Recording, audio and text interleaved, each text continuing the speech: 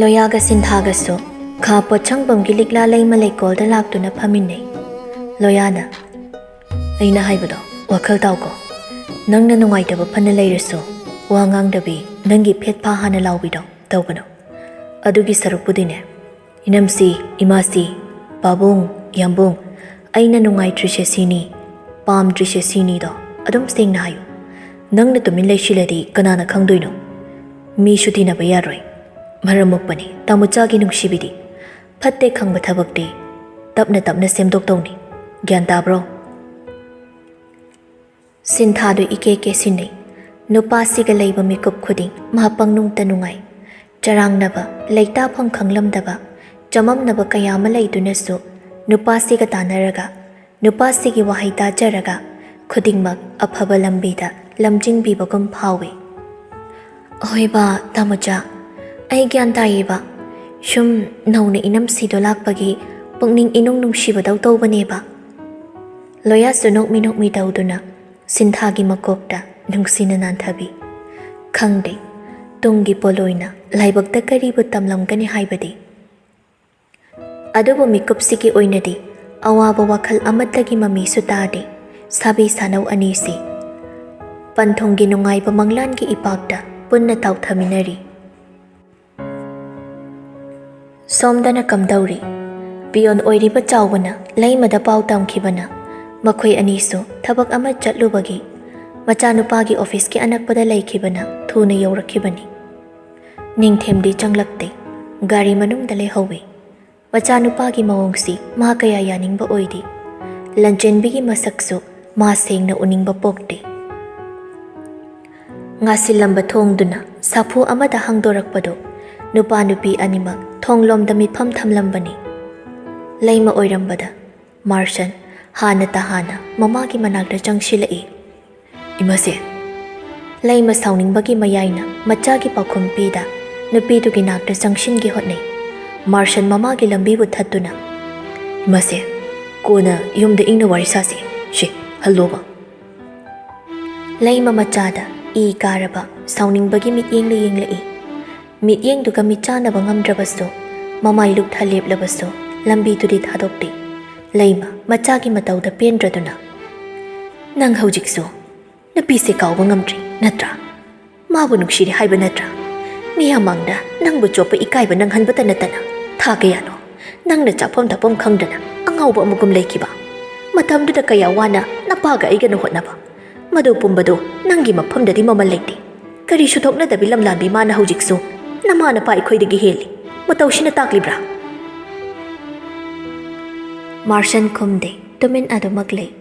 Makeup to the Pinaba, Magi Machindagi Paukum Ama Power Togla Uyakidre, Laima Makatari. Imani Itagi Kajik the Oirabaso, Sapagadra Kanduna Shiluba Singse, Nangina Pumdadi, Mamal Kajik the Power Ladamtree. Yum the Lehoribi Imoduna Kankraga, I Koibukari Uino Ukini.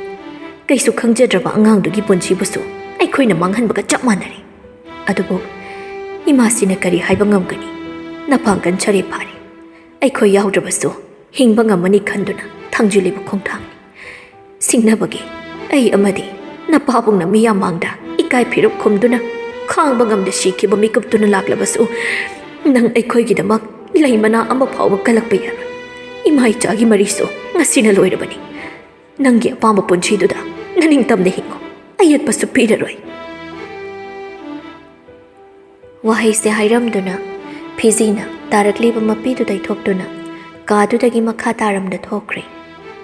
Martian Chuto Pong Kangda, Mama Butana Duna Kamlu Basungam Luda, Asaba Mitam Amagu, Tamin Lep Duna Lehori. Lanjenbi, Hauji Kakdada, Nupamagi Manak Jang Silai. Yambong Martian Mamaido Amukak Makut Ani Jang Dunanantui. Lanjenbi, Ningam the Bamit Yingna, Nupama Buyingduna. Yambong Gipunchise. Aina Asiyong na wahala po oiriko. Martian Lanchen Bubiying lai. Munna. Mikup si dalali ba si Kanano. Nupi mabu tamoy sing na nungsisa bagita magti. Abhapat na kuding mayok na jagi kanna. Mikup kuding lep luba tamoy magi maral po oiribra. Natraga, bugjele pangamdabi. Nungsibabu kaisu laita khanduna mikup khuding isingna machu onbagum hapluba patraduki saklon laubagum thamoi kayabu sanaribi nupishira. Lumthari wakhaldo Marshanta singna lochin basungam ludre maithongdude ising singna tari. Lengning drabachin baldo lengduna penthokba wahaira nungsiba wahaira naksilakho hairibra lapthokro taklibra wahi khara hairi. Jan punchisi kayam loba kayamuk thuna awonba ahongba mayam se purakani nongmata mathau chinba kokchina khandukluba sangkhidi silna leiba yadaba nungsiba pumbasu nangkhaki uhengi khalubani adubu mikupsidadi inakta nangna nakna leirabasu aina namangda leplabasu hawjikti wakhalna hongdrabasu thamoina yaningdrabasu taibangi chatnabibu singnabadi yaramdre nangsu ngasidi mahausa natre natawnu hongdrabasu pizet hongli shamhat hongli jan hawkhiba singdudi manglani haina ibani punna khandokpa tamlashiba punchi tangkak amagi khudong thiba thodok amane haina punna khandok minarasi. Martian sword amuktang sangna hondoktuna nangi birang su daithokningi nangni imangda awaba sakphamga loinaduna leplarabada wakhalse phajinduna ihulsibu namthaduna hanna yenglaroi khalabasu thamoisina lamhenba onduna mitchinadi nangi maikaibo hanna yengningi jan nangi waba ayengba ngamde nangi birang sintharakadabagi mahut thawai thagi khanba aini. Lanchenbi Martian gi makha taba wahai singdo tumin taatuna leithokpagi pangal yaudrabagum nupadabu chena konduna kapthorakli. Martian nupi sibu inthokpa sungamda konchinba sungamda masu mapi oina tapna sintharakli. Yambo ai nanga punchi chuba lapthoknaba kainabagi chaye ai lale yambo ibani kaidun objectresi ai nanga lapnaba kainaba ngamoye ai ware chukthari yambo ai bo hinghanbiyo. Nupidu inthoktuna manak changsilakano haina hairuba sungamluda yumda kaisu khangjada mana thabak chathoklamdaida chaba nangnaba pamjaba mathelsu harauna langduna mapuroiba chatpa nangnaba tawjakhiba singdusu khalaktaba natte. Somdana kamdauri ningthi wanglembe henja thoibisu anakpa cafe madalai handak marak henja thoibibu mapanda puthokpiba khara mathau tabagi toina puthokpani. Henja thoibina papa nenegi manakta kaidongai jatoino wanglemba machagi makokta nungsina nanbiduna icha thoibina chaningladi haying chatlaga loiri nang pizza saninge daine she papa ilake mayam chatho nine manak chatpada masakanaba. Henja thoibisu illibado chai ningthi nokphe tawduna hawri cha thoibi. Henja thoibi makhut machadu thangatuna hawe haigom ingit tawshilli ningthi ne sui inbi makhoisu sari wanglemba machana chabada mai onchilingai ningthi du onchilai sumaina hapta mo thamu puthokpada kaisu dawrida mana sum ichan tombi ga leikibadu da dawrini. Ningthi wanglemba da yengduna haina icha thoibi gidi khara phakre imagi masase nongmagi aidi yengma ngamdre. Wanglemba ningthi da yengduna ayamba imagi masa sonjilise ichan tombi ki wakaldani aisu kaidawdoino wakal ama ithoktok chilaktre nongni ni ti yengbadabani phatta phatraga kaino khanaba haibaduni. Ningthi su mapuroi bana hawjik sariba kokto khangbana ahenba wadi ka hena haijilodre. Loya su sinthabu numidang wairam tasilaktoi tawbaduda mayumda thinbirai direct mayumda budi thaujinde mayumgi gate yawdoba konthong ani ahum watlingai golmohar paring hauribaduda khami. Loya kumthaduna thongdo hanglaga nupidubu kumtha hallaba tongda sinthana chaningba sing leibagi hapkhiba cherang khawsingdo piduna se numitchu taraktori yumda phajana chango nangna ge lanchinri phao aishida lepke. Sinthasu thengjulakpaduda hoi hairamlaga chatpa hawkhre. Loya su sinthana gate yawkhibaga gari kaduna thaunaba sem sari. Sinthana gate lanchilakpada laisi hen be laidok thanduna leirami Sintha marido chiklaga wakhalda khalli. As inamsina thabak loi tawramanine. Ngasidi aikhoi chiklawigi isau taba soidredana ai. Laisi henbisu machanupina lepla leibaduda lai sukhurum baloi bagi hawgalaktuna. Chan changodana kaidawragi aduda lepa leirade. Inamsia aido thabak ama chathoklubada khara thengdokre. Saunu ko. Hoini saudi chango. Napinaron ka do hongdoklaga chathoklubagi waramlani. Ngaihak pothajaruro. Inamsi su imungi lai thomayam tathalukige. Hoi inamsi. Sintha su sanglaktuna magi kada ka khatkre. Laisi henbisu manung changlaktuna walhobasingdo maybe mayra langduna khurum jabaloiraga kada kari.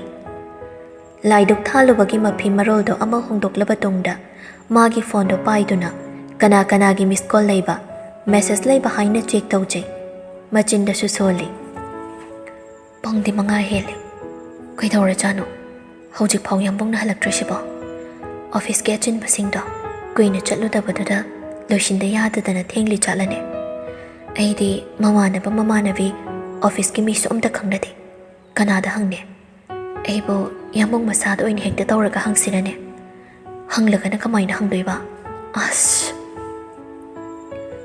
yumda dong ngangnarasu hana numsi chandana longna leinarakpa nattabana ikoi jai phonda tawraga thabak halakhiroidra hangninglabasу khautak ama chari nupisi hangaroida thabakna yadaduna tawri oiramni adugi sarukpadi yambongna halaaga phongphong sana chaba yanaba chak oina thongatlurage wakhal se khanduna phondu mon makhada inchinduna thamlamlaga makhada kumtharai mana kumlakpada laimado hanana chakhumda leiramli imase aido laiduk thabagi phironda ama hongdoklubani kai thongse haino namau tawjaraage laima dining chair duda adumak phamna chapu mahibudi rice cooker da thangatkrabani aikhoi ngaranga atawbodo kayam leire nga atawbudi khara dum leiramkhini imase adudine imana khogli ba hawai tharaksiga alu animuka khamen ashinba kharaga nga atawboduga thau ngawraga thongjilo irona pamachan kharaga ai sembiraage champhut amaga yawhallo hoi masi laisi henbisu laimana hairi basingdo satcha tauna ba hotnai sintha su kol paina kumthari namse yambong phone tawre laisi henbisu laima leibaduda mapuroi bana tawrakpa oirasu kitang ikai gum tawi sintha su manamada phone do pi marshana phone dagi tabro laisi henbe kai haige yambo nang phone do kai thongge ka da lehore ai makhada chak thongbai kumlakpa yambong phone tawrakpra nang pai malaktabagi chandoi tawrakpani kain chang thonglamdaino imasina nga atawba thongbaga irombaga changphat ka tawse haye nang mathak tam tagaw ai wa hairake hoi yambong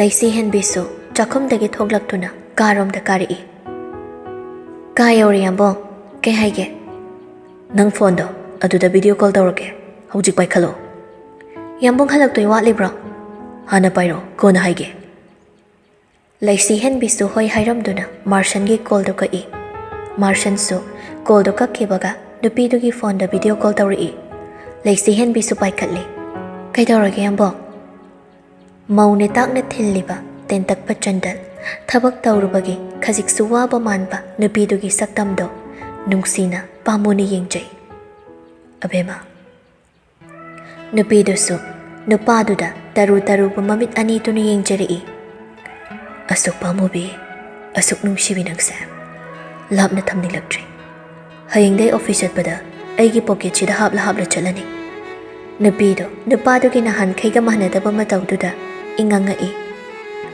dinner chaba chaluse luishilaga nangi habise lakpa ngairamo laisi henbi nupadu normal oide hidak ngauri khangbana yambong pungsu thengi halaknaba tawbiro ai chak ising thongba loiraga yambong halakpa ngai jaramge marshan masadu tingkhalaklaga coffee de chaluse hairo napido kari nungi phone pairubana hek yawi satka ubasu yadagum onthokna wana khangli Martian di monda amada red tree tawraga nang yambungse halakpa ngairamako.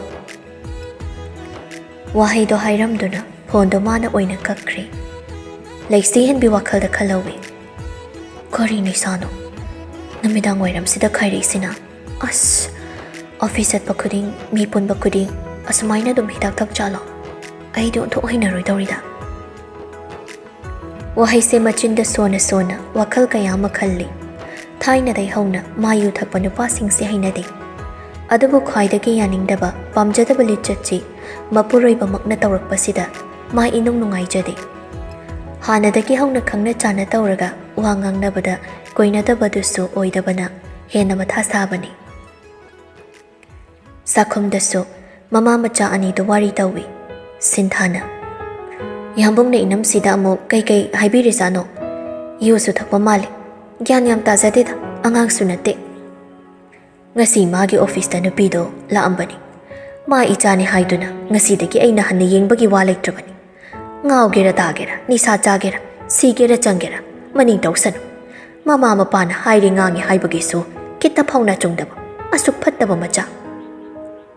Sinthadu sauningna kaigi madi aikhoi yambungi office da laiba imung se ikai phirup nanggadaba samna dalit hobani ahenba mowa duna kauthopira zalo yambung da mok moithem lam thakpa lakpa soidona oiramgani masamda khudang gera ka haidalaga miyamang da khongoi naramba yadabro ayam pende da adugam ikai khangdaba nupi ai oiradi nahana thauri yanbra hu chabra ama tawraga sijakhrani laima su pendana nabung na yarudana nupi duna mafamdu da lakpa ngamba haunadi piyon chawbana su nabung na lao hairakpani haidana ikai khangdabiduna hairami hai aina changduna shinge tawrubasu imangsidana nabungduna thatlaribani aikhoina migi mamangna chopa ikaiba nangba mine ithakta macha warakpa ngamde haina athiba khonda thabado oiramal mane yam pamna tajaninglibasema magi apamba tawsan laimadi wangangna ngangna mapi tarai phiji tuna nan thoklaga tumin lei makha taba wa sungang bangamda Sinthasu mamagi manangganda nanduna yam su khanjinga noi mase yambungsu ado hakna wakal khan bangamdaba minate magi su manungda mana tumina khanba wakal ama soidana liramgani yambungna kaidawnungda imungstigi mai khunaba thabak tawroi lanchen bido aikhoina tumin chum leishin basida yarani matagum usit thawoidaba khodimak mana ngamni khanba napal lama loinari napal do aina soidana thudekani haujik aikhoi kaptuna legadaba nati lakpada ngairiba inamsina takhraga nungai bahaunade shiwari setu osi laisi hen bikumlakpadi koirabani mama machagi wari duda ayetpa oirani khan mapanduda tumin leibani ani duso makhoi anigi warida pukning lupsin khibana laisi hen bina thaijin khibada uhaudabani sintharakte pirangso awabasu loinaba ude thamoi duda chaina maduri suphau phau khidabra haibadudi thamoi mapu oiriba masatana khanglani